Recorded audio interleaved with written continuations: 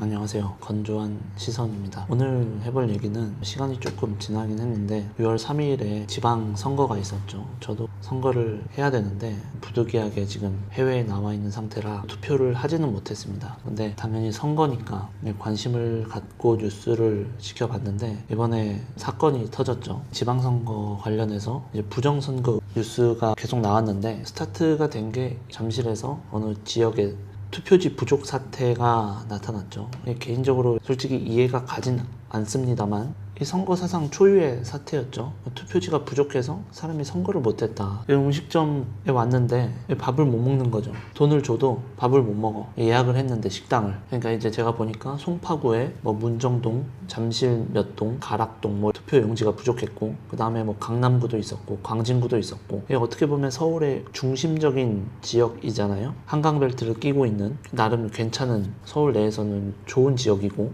이런 지역에서 투표지 부족 사태가 발생을 했다. 그래서 선관위는 뭐 유권자 수의 뭐 50%를 인쇄를 했다고 했는데 막상 투표를 시작해 보니까 그보다 훨씬 못 미치는 투표 용지가 배포되었고 그래서 사람들이 투표를 하지 못했다. 뭐 이런 의혹이 아니라 사실이죠. 사실이 발생했고 반면 다른 지역 같은 경우에는 뭐 투표 용지가 막 남아 돌았죠. 대한민국 수도 서울에 그것도 서울시장들 뽑아야 되고 이런 중요한 선거인데 여기서 투표 용지 부족한 게 발생이 됐다. 이게 지금 대한민국에서 일어날 수 있는 일인가? 대한민국에서 가장 독립적이고 중립을 잘 지켜야 되는 기관인 선관위가 기능을 제대로 하지 못하고 있다. 그래서 그거 말고도 뭐 부정선거, 부실선거 뭐 이거에 대한 의혹이 엄청 많죠. 어느 지역에서는 후보들 간에 어느 동에 표가 똑같이 나왔다. 뭐 어느 동에서는 뭐 다른 동에 투표지가 나왔고 뭐 이런 게 증거들이 많아요. 제일 중요한 그 민주주의의 기본권 중에 하나잖아요. 근데 이게 지금 무너지고 있다. 대한민국의 대부분의 많은 사람들이 들고 일어나서 다시 해야 된다. 다시 선거해야 된다. 이렇게 해도 모자를 판에 지금 이렇게 뜻대로 되지가 않는 거예요. 들고 나와서 시위를 하고 뭐 하고 해도 목소리 큰 사람이 이기는 사회가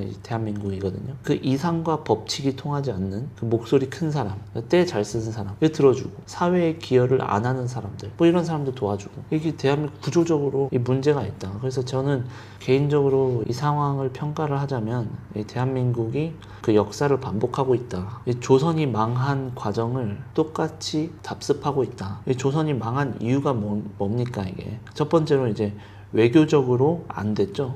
지금 고종 때는 뭐야? 뭐 개방하고 이런 국제 정세가 있었는데 거기 대응을 못한 거예요. 거기 실패하는 거지. 균형 외교를 실패했지만 균형 외교 뭡니까? 이거 말만 좋은 균형 외교지. 외교는 철저하게 그 국가의 힘에 의해서 외교가 펼쳐지는 거거든요. 평화는 강력한 힘에서부터 나온다 이거잖아요. 근데 뭐 쓸데없이 뭐 여기도 잘해야 되고 저기도 잘해야 되고 뭐 이런 외교가 지금 안 먹히는 시대란 말이죠. 시대 상황을 잘못 읽고 있는 거죠. 지금이랑 똑같은 거예요 지금. 그리고 그렇기 때문에 개혁이 안 되는 거예요. 개혁이 안 되고 폐쇄적으로 대한민국 거대한 카르텔이 폐쇄적으로 선거가 잘못됐다고 막 사람들이 시위하고 얘기하고 하는데 재선거 하냐? 안 한단 말이에요. 그리고 조선 말기의 정치 문제 그것도 엮여있죠. 부정부패가 증가하고 국가 재정 악화하고 선관위에 대한 의혹도 엄청 많잖아요. 뭐 자식이 선관위에 그냥 들어갔다는 둥, 해외 출장을 뭐 많이 갔다는 둥, 아무튼 뭐 이런 의혹들이 많은데 해소되지가 않고 있단 말이죠. 사람들은 의혹에 대한 목소리를 계속 제기를 하는데 해소를 안 해줘. 그러니까 국민들은 계속 이제 의혹을 내는 거고 이게 계속 내는데도 그 윗단에서 움직임이 없어. 왜냐? 뭔가 이해관계가 설켜 있겠죠. 이해관계가 없이는 절대 정치도 없고 경제도 없기 때문에 그래서 조선 후기 말기 세도 정치도 똑같아요. 혈연, 연줄로 능력을 앞세우고 부정부패 증가하고 국가 재정도 악화된다. 지금 뭐 돈 풀죠. 뭐 지방 뭐 어디 해가지고 돈 풀고 전 국민 얼마 나눠주고 이게 뭐야? 국가에 의존시킨다. 국민들을. 국민들이 자기 스스로 무언가를 할 수 없게끔 만든다. 그래서 이렇게 되면 뭐야? 결국 불만이 증가하고 세금 징수가 비효율적으로 된단 말이에요.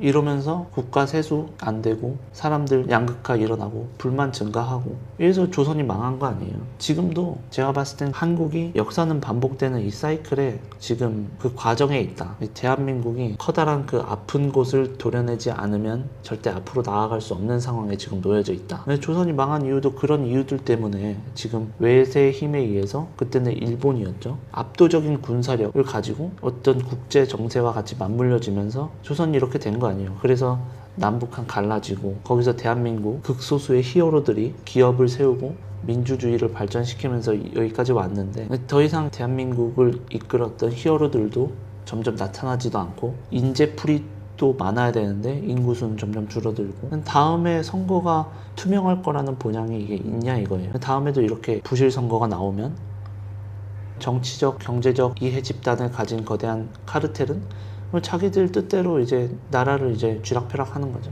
대한민국이 앞으로 나아가기 위한 어떤 이 거대한 걸림돌이 지금 있다. 그래서 이걸 해결할 수 있는 방법은 뭐냐? 선관위 대대적으로 조사하고 관련자들을 수사를 하고 뭔가 이게 액션이 나와야 되는데 액션이 없어요. 그 뜻은 뭐냐? 어디까지 이 대한민국이 충치가 썩어 있는지 알 수가 없다. 이 조직을 걸러내야 되는데 이게 쉽지 않다. 그래서 부실선거, 부정선거 단순한 문제가 아니라 정말 저는 대한민국 존립과도 관련이 있는 문제라고 생각을 합니다. 앞으로 투명한 선거가 이루어질 수 있기를 바라는 마음에서 오늘 영상을 찍어봤습니다. 다음에는 또 다른 주제로 얘기를 해보도록 하겠습니다. 감사합니다.